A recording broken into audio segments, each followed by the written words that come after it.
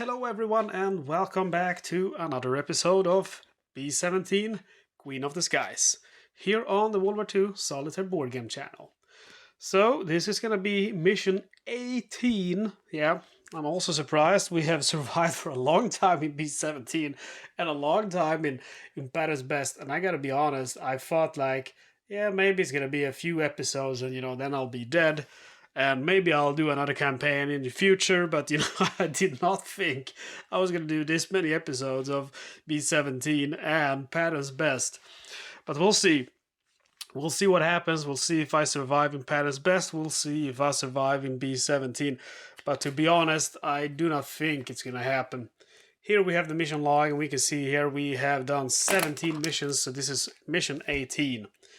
Our original crew members consist of Bon Scott as the tail gunner, Cliff Williams as the starboard waist gunner, Malcolm Young as the port waist gunner, Angus Young as the ball turret gunner, Tom Martin as the radio operator, yours truly, Daniel Niemi as the pilot, and Rick Tor as the navigator. Our replacement bombardier, who replaced Johnny P, and is going to be J. Irish Harkin.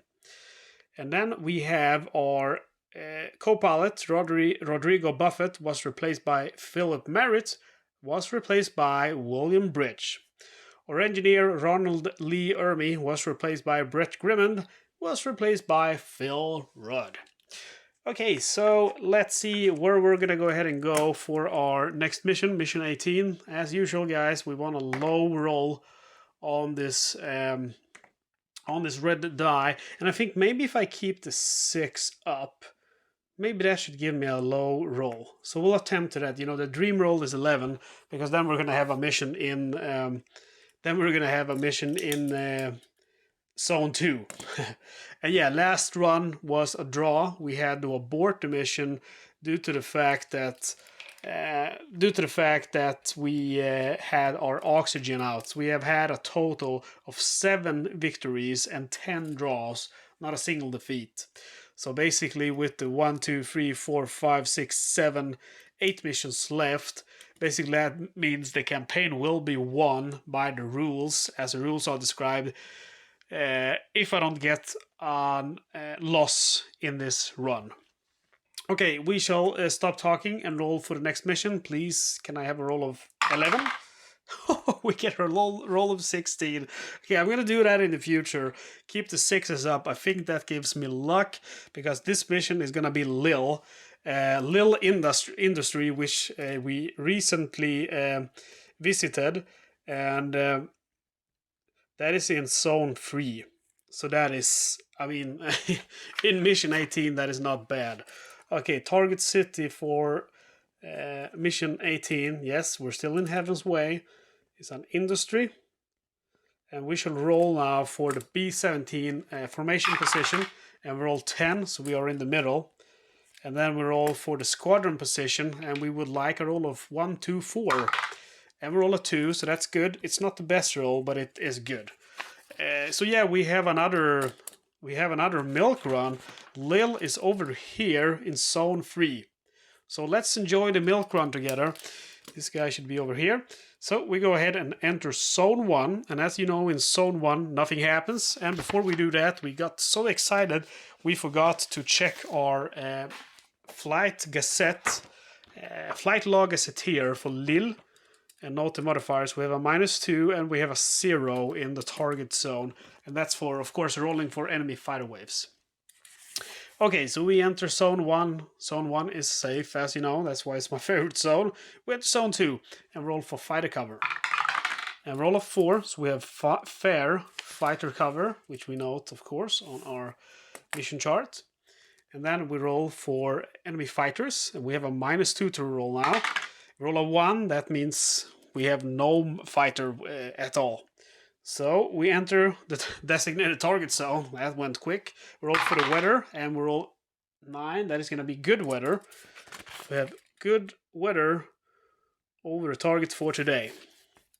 And now we have to roll for fighter cover, and roll 6. Okay, I'm telling you guys, it's a milk run. That is good fighter cover over the target. And we roll for enemy fighters with no modifier to our roll. And roll a 1. Yeah, that is gonna be it's gonna be one wave, but one wave is not so bad. Usually 63, that is gonna be 3 190s. Okay, so before I place these 3 190s out, what I'm gonna do is actually to roll for our fighter cover. Because if I roll a 5 or 6, since we have good cover, we're gonna drive them all off. So let's see what we can roll. And roll a 4, so that is not enough to drive them all off, but it is enough to drive 2 of them off. So let's see which one we will drive off. Okay, so it's rather simple to decide which ones we're gonna drive off. It's gonna be the one at 1030 and 130 high, and the reason to that is because those we can only target with the port and starboard cheek guns, and actually no, we can actually use 130 high. We can also use the top turret on, and 1030 high we can also use the port waist gun. Okay, so my mistake. So maybe actually the 12 o'clock high, that's the one we want to get rid of, and we'll put him at 130 instead. And then at 130 high we use the top turret, the starboard cheek gun, and starboard waist gun. So starboard waist gun, starboard cheek gun, and the top turret. We cannot use spray fire since it's coming in from 130. We have to mark off the ammo here.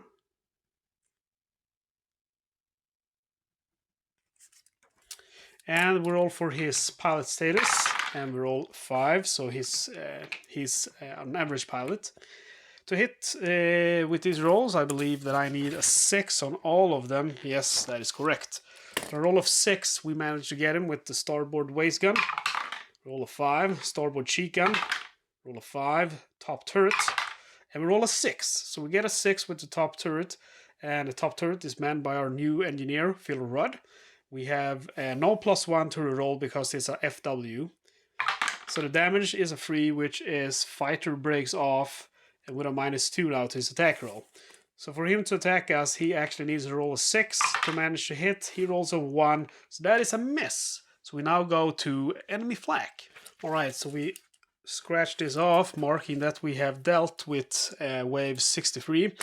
We roll for flak, and we would like to have a roll of 1, but we're also going to be happy with a roll of 2 or 3.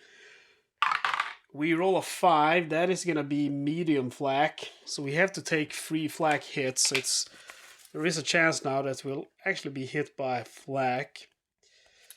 We roll 3 times, and it's going to be a hit if we roll 2, 3, or 12.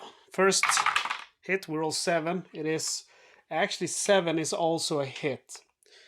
So we have 1 hit. Second, we roll 9. That is going to be a miss. And third flak is a 5. That is another miss.